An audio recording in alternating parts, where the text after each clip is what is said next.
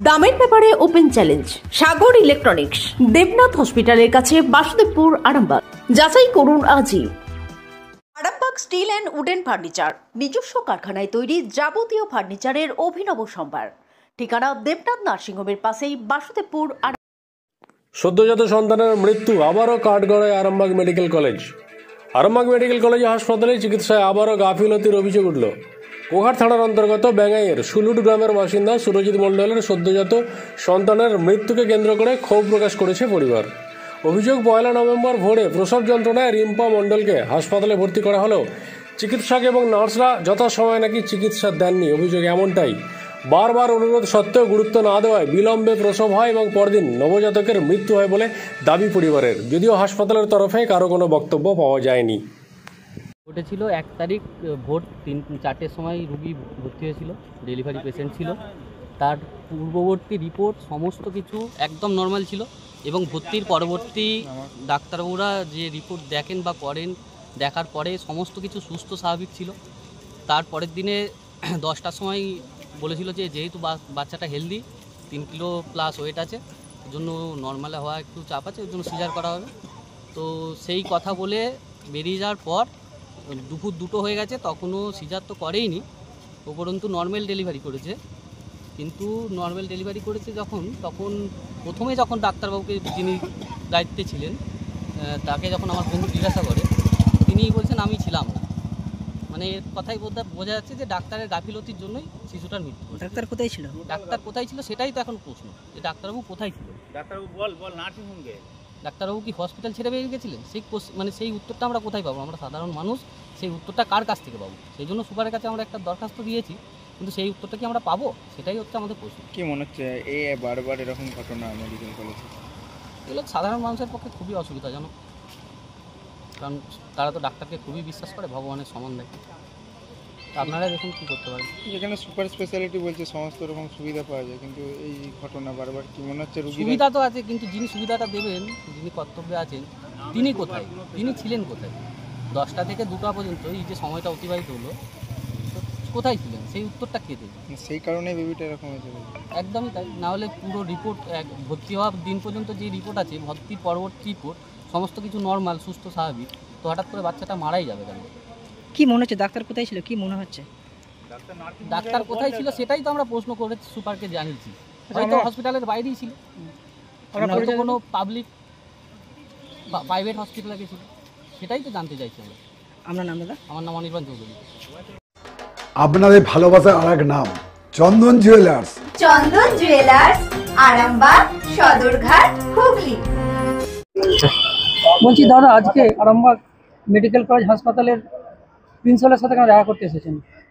আমার স্ত্রীকে ভর্তি করেছিলাম 1 তারিখে রাত্রেবেলা, ধরুন 4টের সময়, 1 তারিখে ভোরে আর কি, 1 তারিখে ভোর 4টায় ভর্তি করেছিলাম। পেন উঠেছিল, ফার্স্ট বেবি হবে আমাদের। আপনার এমার্জেন্সি দেখিয়েছিলাম। তারপরে আমি ধরুন ডাক্তারবাবুর সঙ্গে কথা বলছি, একটা ম্যাডাম দেখছিলেন। তখন বাজছে সকাল হয়তো ওই 7:30-8টা। ওনাকে সব রিপোর্ট দেখালাম।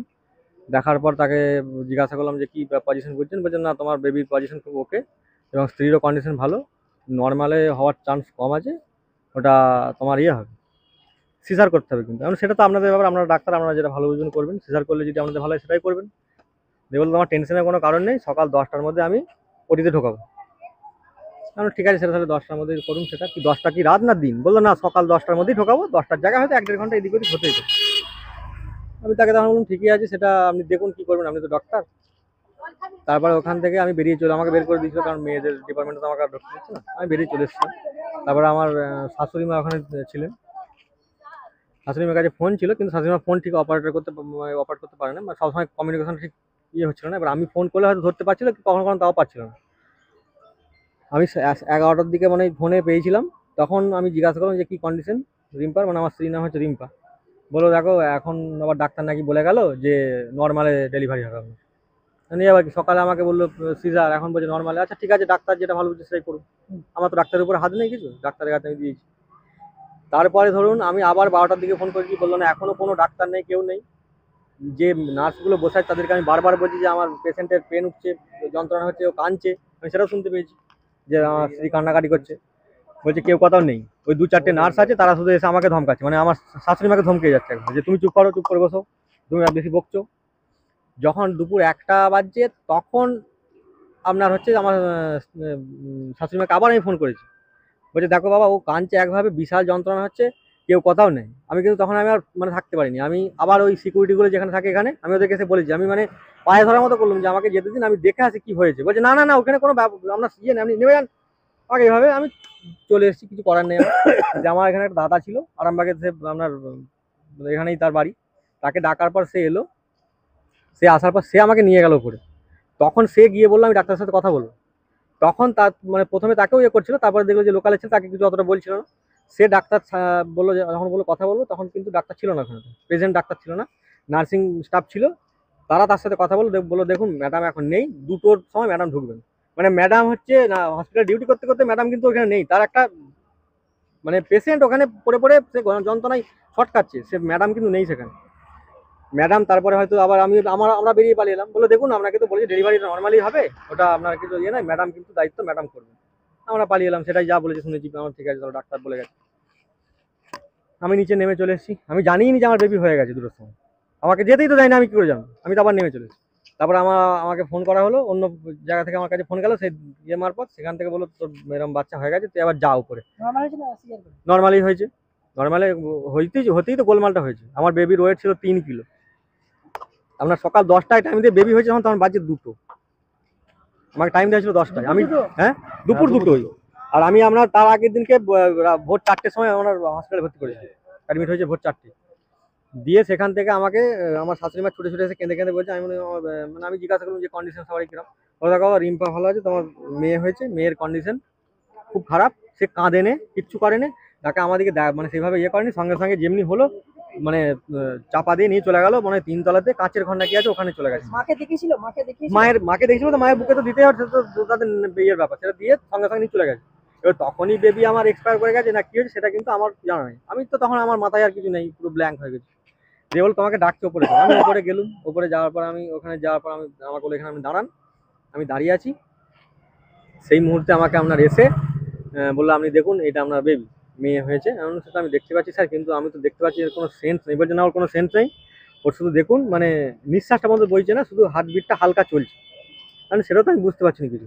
বলছে না দেখুন এই যে সব লাগানো, তখন দেখলাম যে হালকা যেন মনে হচ্ছে বুকটা কাজটা একটু এরকম একটা আওয়াজ একটা কিছু একটা লাগছে। দেখলুম মোটামুটি আধা ঘন্টা ধরে ওখানে বসেই ছিলাম। তারপর বললো আপনি যান, এখানে আর বেশিক্ষণ তো বসে থাকা যাবে না। আমি পেরিয়ে পালিলাম, বললো আপনাকে আমি সন্ধ্যে 6টার সময় আবার ডাক, 6টায় না আমাকে 5টায় ডেকেছিলেন ডাক্তারবাবু ওখানে ওই 3 তলা দিয়ে। আবার যাওয়া হলো, তখন দেখলাম কিন্তু মেশিনপত্র আরো প্রচুর অনেক কিছু লাগিয়ে দিয়েছে, মানে ধরুন এখানে লাগিয়েছে, এখানে সব কিছু, মানে ওই ওখানে ট্রিটমেন্টে যা হয় লাগানোর পর তখন দেখলাম বুকের কাজটা না এটা নীল হয়ে গেছে পুরো শরীর।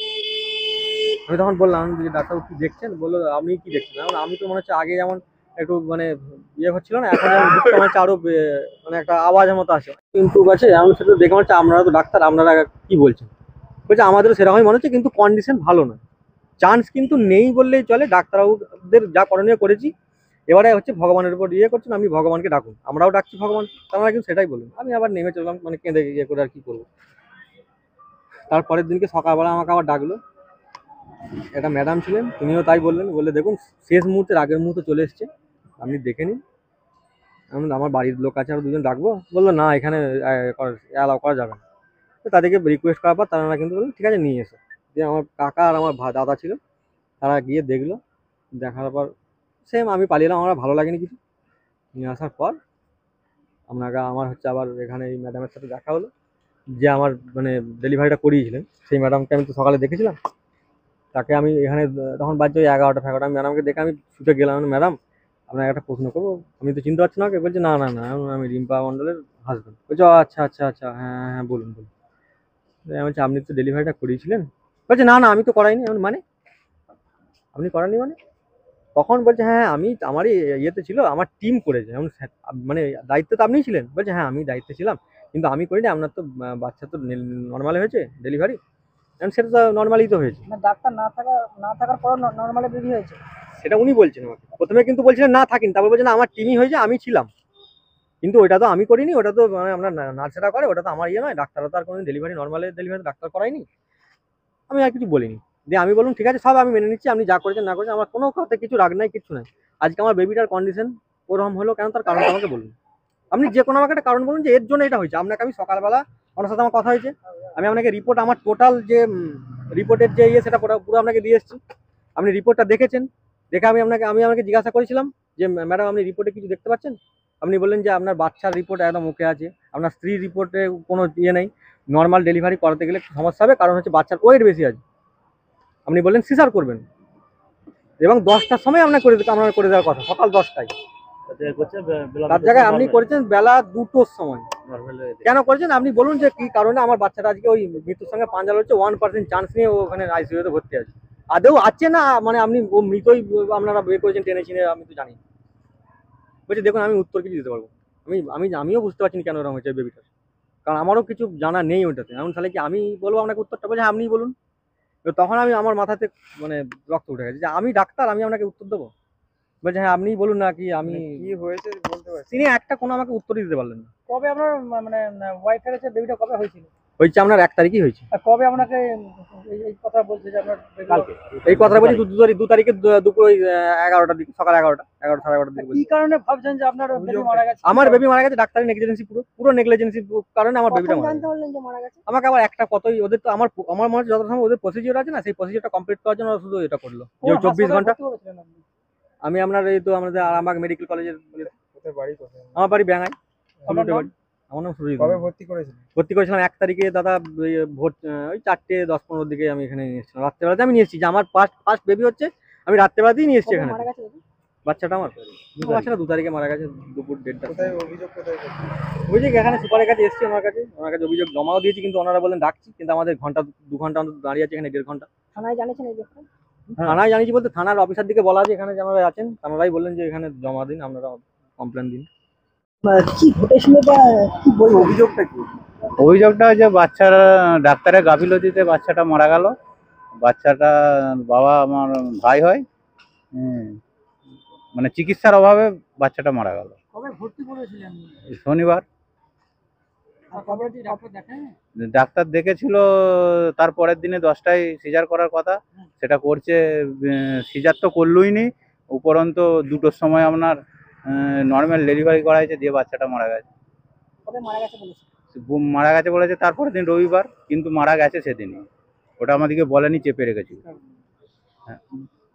মারা গেছে ওই তো নর্মাল ডেলিভারি করাতে যায়। সিজার হওয়ার কথা ছিল? হ্যাঁ সিজার করার কথা ছিল। কেন সিজার হওয়ার কথা ছিল কেন? বাচ্চাটার ওয়েট বেশি ছিল, তার রিপোর্ট কাগজ সব দেখেছিল ম্যাডাম, কিন্তু করেনি ম্যাডাম। আমার নাম কি বলছে ডাক্তাররা, কি বলছে, কথা বলেছে? হ্যাঁ ডাক্তাররা বলছে আমরা কিছু জানিনি, বুঝতে পারিনি কি কারণে হলো। আমরা বললো আমাদের ফলটা কি বলুন, বাচ্চার ফল না বাচ্চার মায়ের ফল? ডাক্তারবাবু বললো কোনো ফল্টই নাই। আজকে কোথায় এসেছেন সেই জন্য ওই যে হসপিটাল সুপারের কাছে অ্যাপ্লিকেশন জমা দিতে, যে কি কারণে হয়েছে আমাদেরকে বলতে হবে। জমা দিয়েছেন? হ্যাঁ জমা দিয়েছি, এখন কোনো তার রেজাল্ট দেয়নি। আমার নাম? আমার নাম মাধব পাত্র। বাড়ি কোথায়? রোগীর বাড়ি হয়তো ব্যাঙ্গাই থেকে যেতে হবে, সুলুট বলে গ্রাম আছে একটা। আপনার নাম কি এই প্রথম ছিল না? হ্যাঁ এই প্রথম ছিল।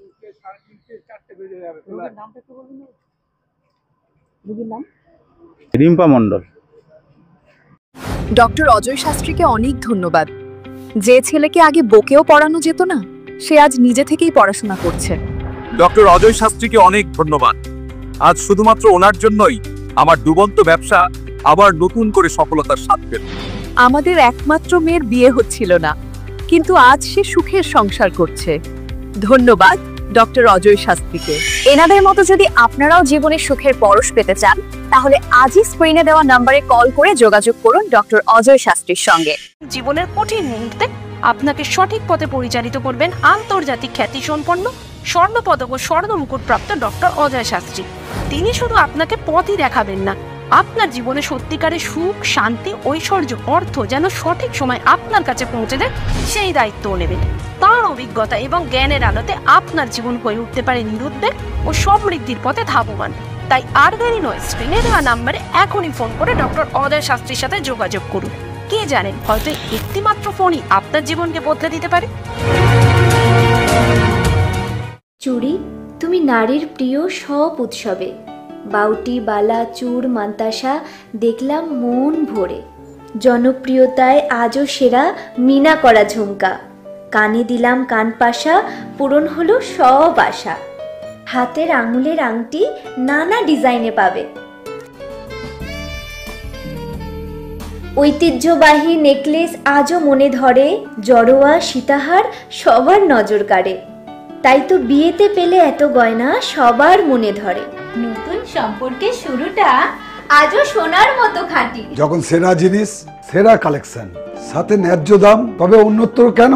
অর্ধশত বছরের বিশ্বাস, আপনাদের ভালোবাসার আর এক নাম চন্দন জুয়েলার্স, আরামবাগ, সদরঘাট, হুগলি।